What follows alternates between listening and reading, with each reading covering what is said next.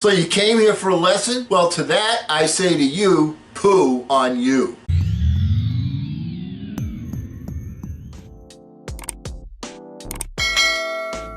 Hello again, everyone. I'm Eli's dad with Project Eli, where we educate, we lead, we inspire. And when I say poo on you, I mean Winnie the Pooh.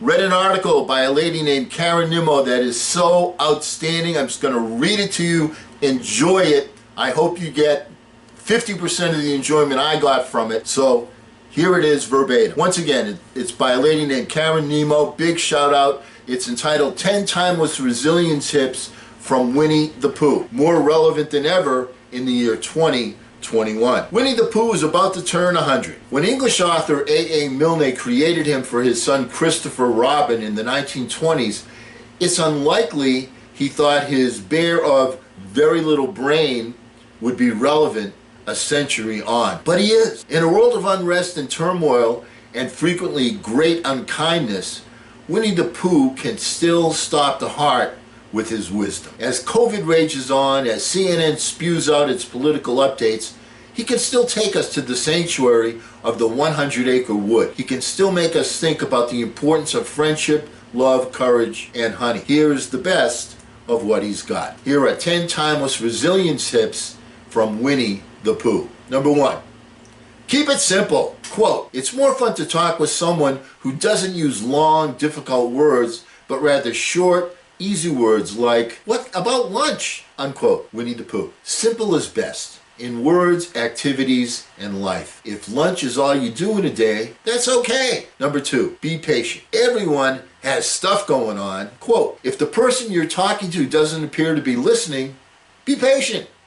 It may simply be that he has a small piece of fluff in his ear." Unquote. Winnie the Pooh. Everyone has their struggles. If people are busy, distracted, spinning in circles and not giving you much attention, cut them some slack, at least until you know their story. Number 3, true friends are gold. Value them. Quote, "A day without a friend is like a pot without a single drop of honey left inside." Unquote. Winnie the Pooh. Be grateful for your friends, but also try to be that drop of honey for someone else. Number 4, slow it down. Quote, "Rivers know this. There is no hurry. We shall get there someday." Unquote. Winnie the Pooh. Take your time. There may be delays and detours. Persist.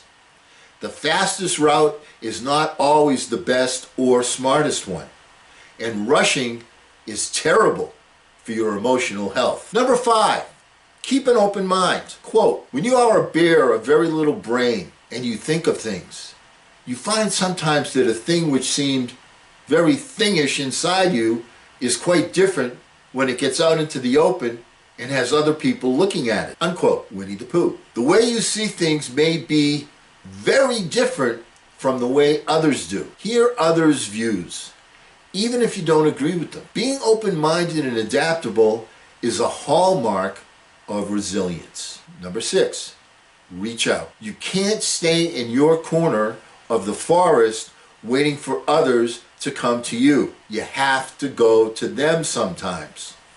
Unquote. Winnie the Pooh. Get out of your house and head, even if it's by Zoom. Be proactive in helping others and in helping yourself.